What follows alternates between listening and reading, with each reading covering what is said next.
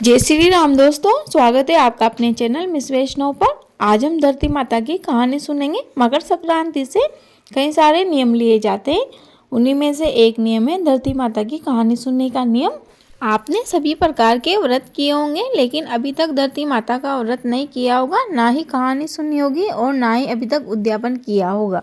तो दोस्तों, ऐसी मान्यता है कि यदि आप धरती माता की कहानी नहीं कहते हो, व्रत नहीं करते हो और उद्यापन नहीं करते हो तो आपको मरने के बाद परलोक में ज़मीन नहीं मिलती, यहाँ तक कि पैर रखने के लिए भी ज़मीन नहीं मिलेगी। इसलिए धरती माता की कथा सुने, व्रत करें और उद्यापन भी करें। आइए कथा शुरू करते हैं। उससे पहले आपसे एक छोटा सा अनुरोध है, यदि आप हमारे चैनल पर नए हो तो प्लीज़ चैनल को सब्सक्राइब कर लीजिए। प्रेम से बोलिए धरती माता की जय। एक गांव में एक औरत रहा करती थी। उसके 2 संतानें थी, एक लड़का और एक लड़की। वह बहुत गरीब थी, मजदूरी करके अपना गुजारा चलाती थी। वह औरत बूढ़ी होने लगी और उसके बच्चे जवान होने लगे। एक दिन उस औरत ने अपने बेटे से कहा कि बेटा, तेरी बहन अब जवान होने लगी है, उसकी शादी की उम्र होने लगी है। मेरा कोई भरोसा नहीं है, मेरी तबीयत खराब रहती है, मैं कभी भी परलोक जा सकती हूँ। इसीलिए तुम मेरे जाने के बाद अपनी बहन का विवाह तुम्हारे समान गुणों वाले लड़के से करना, यानी तुम्हारे जैसा लड़का ही अपनी बहन के लिए वर के रूप में चुनना। कुछ दिनों बाद वह औरत परलोक सिधार गई। अब उसके बेटे को अपनी बहन की शादी की चिंता सताने लगी। वह उसकी शादी के लिए गांव-गांव वर ढूंढने गया, लेकिन उसे कहीं भी उसके समान लड़का नहीं मिला। तो उसने सोचा कि क्यों ना मैं ही अपनी बहन से शादी कर लूँ।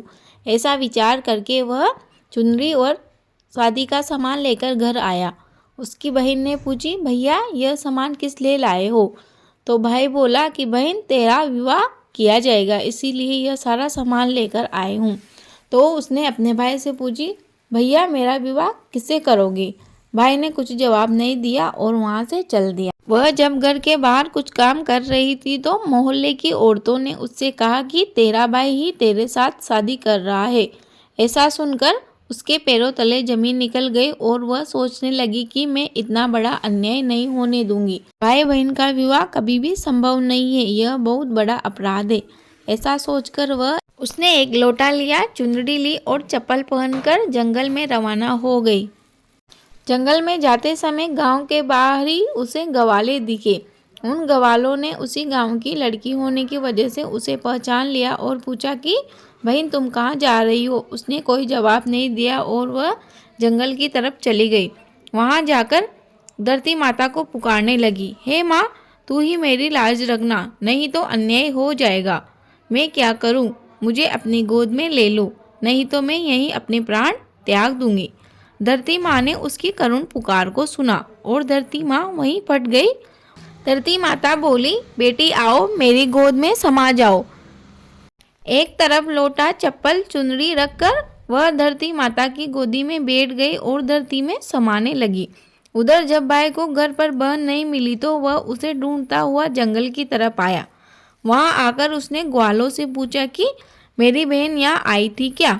ग्वाले बोले, आई थी, अभी अभी जंगल में अंदर चली गई। हमने उससे पूछा भी था, परंतु वह कुछ भी ना बोली और जंगल में अंदर चली गई। भाई दौड़ता हुआ जंगल में गया। जहाँ उसने अपनी बहन की चुनरी, लोटा, चप्पल देखी तो वह समझ गया कि मेरी बहन धरती में समा रही है। उसे अपनी बहन के बाल दिखाई दिए। वह उन बालों को पकड़कर रोने लगा और कहने लगा, मैं अपनी माँ से किया हुआ वचन को पूरा कर रहा था। मुझे तुम्हारे लिए मेरे जैसा सुयोग्य वर ही नहीं मिला। तेरे लिए बहन, तू सत्य के लिए धरती में समा गई। मेरी बुद्धि भ्रष्ट हो गई थी, इसीलिए ऐसा नीच विचार मेरे मन में आया। धरती माँ ने सत्य के लिए अपनी बेटी को गोद में ले लिया। जो बाल बाहर रह गए थे वह 2 बन गए। इसीलिए ही धरती माता की कहानी सुनते समय औरतें हाथ में दोब और एक बर्तन में हरे मूंग लेती है। कहानी सुनने के बाद उद्यापन किया जाता है, जिसमें किसी भी धातु से बना लोटा, चप्पल, एक बर्तन में हरे मूंग, तिल के लड्डू कुंवारी कन्या को दिए जाते हैं। इसी के साथ ही साड़ी, सूट जो भी आप पहनते हो, श्रृंगार के सामान, लोटा वह चप्पल धरती माँ को चढ़ाई जाती है, जिन्हें किसी मंदिर में दान दिया जाता है या फिर किसी जरूरतमंद को दे दिया जाता है। प्रेम से बोलिए धरती माता की जय।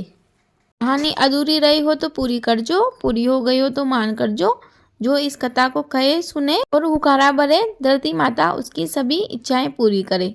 कहानी यही समाप्त होती है। यदि आपको कहानी पसंद आई हो तो प्लीज़ वीडियो को लाइक करें, शेयर करें, कमेंट बॉक्स में जय श्री राम अवश्य लिखें। आपका दिन शुभ हो। धन्यवाद।